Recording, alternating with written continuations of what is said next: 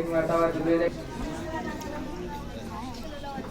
دین پہ جو قربان ہو گئے، دین محمدی پہ جو قربان ہو گئے، دین محمدی پہ جو قربان ہو گئے، سمجھو کہ وہ تو صاحب ایمان ہو گئے، صاحب ایمان ہو گئے۔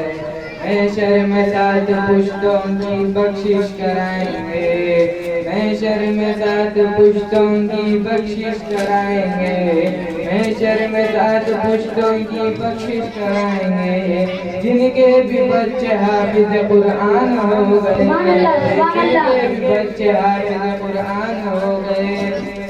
قدرت خدا کی دیکھیے آتے ہی آپ کے، قدرت خدا کی دیکھیے آتے ہی آپ کے، جو بت پرست تھے وہ مسلمان ہو گئے، جو بت پرست تھے وہ مسلمان ہو گئے، جو صدق دل سے پکارا حضور کو، جو صدق دل سے پکارا حضور کو، پورے اسی کے قلب میں ارمان ہو گئے، پورے اسی کے قلب میں ارمان ہو گئے۔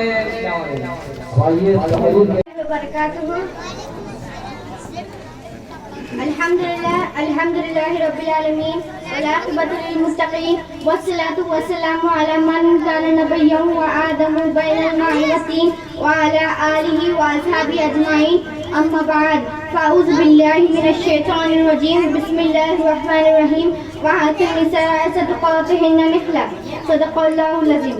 آئیے سب سے پہلے گنبد خضرا میں آرام فرمانے والے آقا و مولا حضور تاجدار مدینہ صلی اللہ علیہ وسلم کی بارگاہ میں ہدیہ جلد پاک کا نذرانہ پیش کریں اور پڑھے بآواز بلند اللہم صلی علی سیدنا مولانا محمد بارک وسلم۔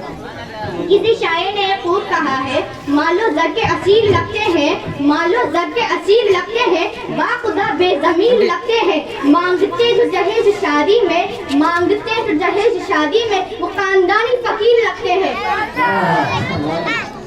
حضور صلی اللہ علیہ وسلم ارشاد فرماتے نصیب نہ ہوگا، اور جو شخص مال کے لالچ میں شادی کرتا ہے تو اس کو فکر و فاقہ اور تنگ دستی کے سوا کچھ نصیب نہ ہوگا۔ آج ہندوستان کے اندر اور خاص طور سے ہندوستانی معاشرے میں جہیز ایک ایسا ناصور بن گیا ہے جو ایٹمی ہتھیار سے زیادہ خطرناک اور مہلک ثابت ہوتا ہے۔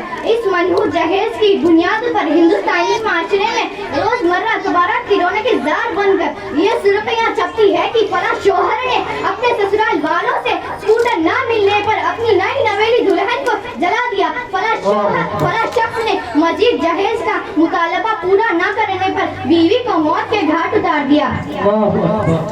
عجیب ماجرا ہے حضرات دیکھیے، عجیب ماجرا ہے حضرات دیکھیے، داماد مانگتا ہے خیرات دیکھیے۔ پیارے دوستو اور اسلام کے نوجوانوں، عورت رب ذوالجلال کی جانب سے عطا کردہ وہ حسین تحفہ ہے جس نے انسانی زندگی کو رہنائی بخشی۔ اسی عورت کے دم سے نظارن خوبصورتی پیدا ہوئی، اسی معصوم کلی نے حضرت آدم علیہ السلام کی زندگی سے خوف و دہشت کو دور کیا، مگر ان تمام باتوں کے باوجود ظلم و ستم کی تاریخ شاہد ہے کہ جس دارفانی میں جتنے بھی مظالم بھرپا ہوئے ہیں، اس بے رحم سماج نے عورت کو جس نظر سے دیکھا ہے وہ نہایت ہی قابل مذمت ہے۔ تاریخ عالم ان دردناک واقعوں سے بھری پڑی ہے۔ محترم حضرات، آج بھی ان معصوم شہزادیوں پر ظلم و ستم کے پہاڑ دوڑے جا رہے ہیں، جبر تشدد کے کاردار جھاڑیاں ان کے راہ میں حائل ہے۔ آج بھی ان عورتوں کے ارمانوں کا خون کیا جا رہا ہے۔ غریب گھرانے کی بچیوں پر خدا کی زمین اپنی وصیت اور کشادگی کے باوجود تنگ ہو رہی ہے۔ ساری دنیا میں یہ بات روزے روشن کی طرح آئی ہے کہ جس گھر میں لڑکی جوانی کی دہلیز پر قدم رکھتی ہو، اسی وقت سے والدین کی نیند حرام ہو جاتی ہے۔ زندگی کا ہر لمحہ سانپ بن کر ڈسنے لگتا ہے۔ والدین اس گلاب کے پھول کو سجانے کے لیے جب کسی لڑکی کی تلاش کرتے ہیں تو جہیز کے مطالبات ان کے ارادوں کو مسمار کر دیتا ہے۔ رستوں سے ہٹا کر دم لیں گے، رستے سے ہٹا کر دم لیں گے، ہم پھول بھی ہیں تلوار بھی ہیں، ہم پھول بھی ہیں تلوار بھی ہیں، باطل کو مٹا کر دم لیں گے۔ السلام علیکم۔ سب سے پہلے درود شریف پر نذرانہ پیش کرے۔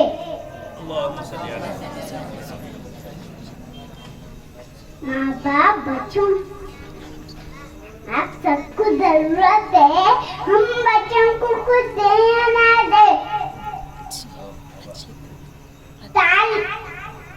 تعلیم تربیت، اچھی تربیت تعلیم ضرور دے۔ اللہ کے رسول صلی اللہ علیہ وسلم نے فرمایا ماں باپ بچوں کے لیے جنت جہنم ہے، جس نے انہیں راضی کیا ان کے لیے جنت، جس نے انہیں ناراض کیا ان کے لیے جہنم ہے۔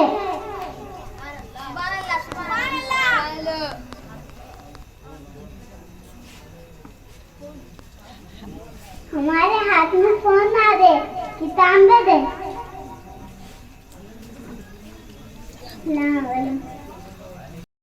Create a video of your talents and share it via WhatsApp on 9700491819. If you are new to this channel, then don't forget to subscribe. Thank you.